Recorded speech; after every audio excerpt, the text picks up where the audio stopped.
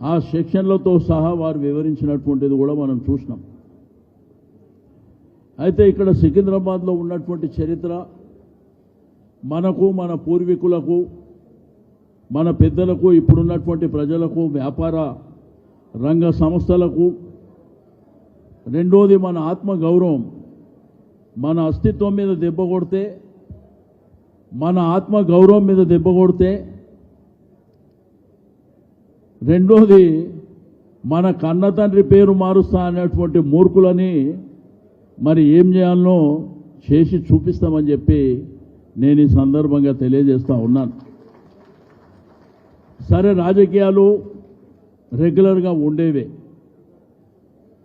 రాజకీయాలలో రాజకీయ పార్టీలు కూడా ఉంటాయి.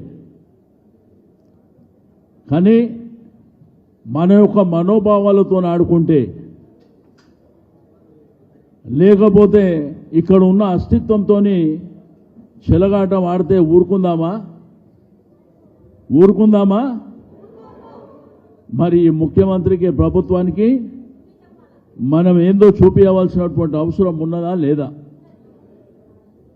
ఈరోజు లష్కర్ బోనాలని జరిగితే అది దేశం కాదు, ప్రపంచవ్యాప్తమైంది. సికింద్రాబాద్ రైల్వే స్టేషన్ అది ఒక చరిత్ర. సికింద్రాబాద్ మరి రైల్వే జీఎం గారు కూర్చునేది కూడా ఏ రైలు నిలయం అవుతుందో అదొక చరిత్ర.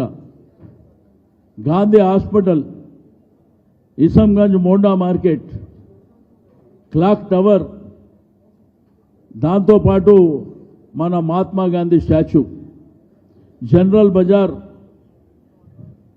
ఇక్కడి నుంచి మొదలుకొని మీకు బోయిన్పల్లి పోయినా, అల్వాల్ పోయినా, మరి అదేవిధంగా బొల్లారం, యాప్రాల్ ప్రాంతాలు పోయినా రాష్ట్రపతి గారి విడిది ఇక్కడనే ఉంది, డిఫెన్స్ ఇక్కడనే ఉంది, ఆర్ట్స్ కాలేజ్ ఉంది, ఉస్మానియా యూనివర్సిటీ ఉంది, మహబూబ్ కాలేజ్ ఉంది.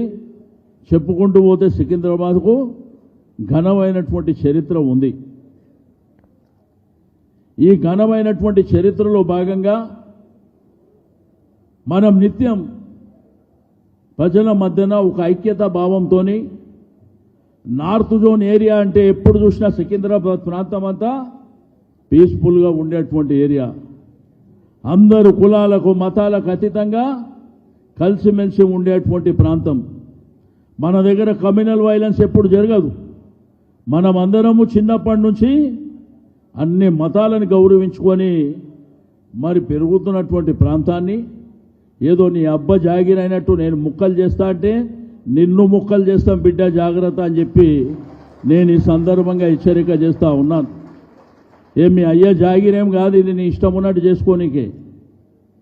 ఇది ప్రజాస్వామ్యం లోపల నైతికంగా ఇది ప్రజల యొక్క హక్కు.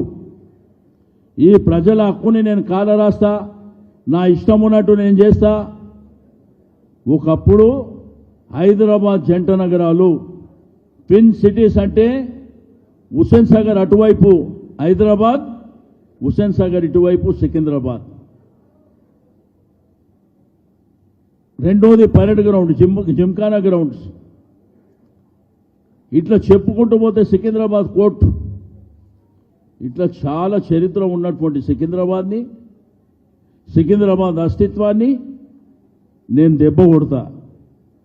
మల్కాజిగిరి అనేది మనకు ఒక చిన్న గ్రామం ఉండే ఒకప్పుడు. సైబరాబాద్ అనేది చిన్న గ్రామం, శంషాబాద్ అనేది కూడా చిన్న గ్రామం. కాలక్రమేణా విస్తరించబడ్డాయి.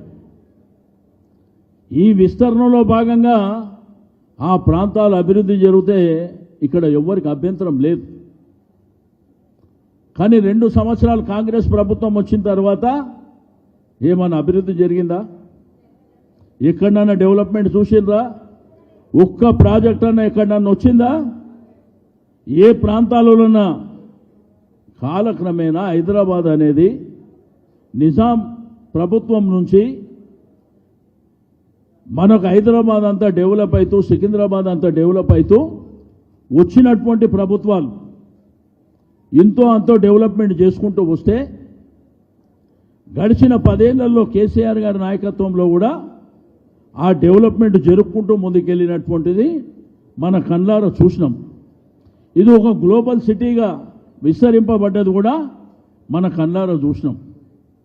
అంటే ఒక చేయి అట్లా డెవలప్మెంట్ జరుపుకుంటూ పోయింది.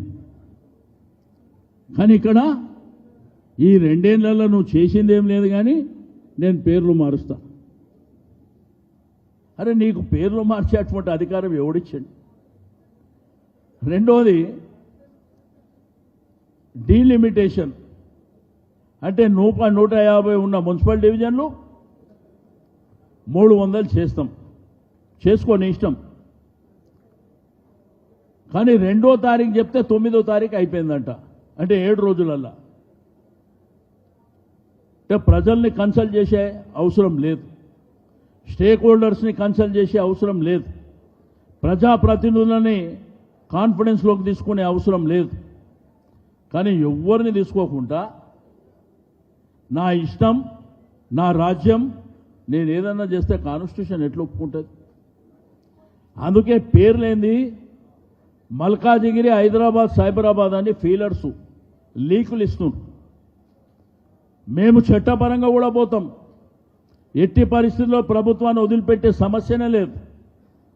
అఫీషియల్గా ఆ పేర్లు డిక్లేర్ చేసిన తర్వాత లీగల్గా పోవడానికి ఆస్కారం ఉంటుంది. కాబట్టి అక్కడ కూడా మనం ఫైట్ చేస్తాం.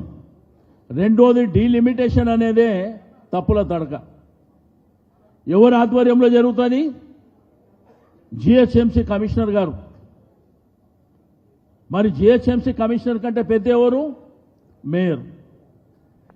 మేము కౌన్సిల్లో కార్పొరేటర్లు మేమందరం ఉన్నప్పుడు నేను మాట్లాడేటప్పుడు మేయర్ గారిని అడిగిన, మీరు కూడా టీవీలలో చూసారు, నీ గుండె మీద చేసుకొని ఈ డీలిమిటేషన్ ప్రక్రియ నీకు తెలుసా అని అడిగిన. అంటే లేదన్నా నాకు కూడా తెలియదు అని చెప్పి ఆమె హౌజులోనే చెప్పింది. ఇంతకంటే సిగ్గుపడవలసినటువంటి అవసరం ఈ ప్రభుత్వానికి మరి ఉన్నదా అనేటువంటి విషయాన్ని నేను ఈ సందర్భంగా తెలియజేస్తా ఉన్నాను.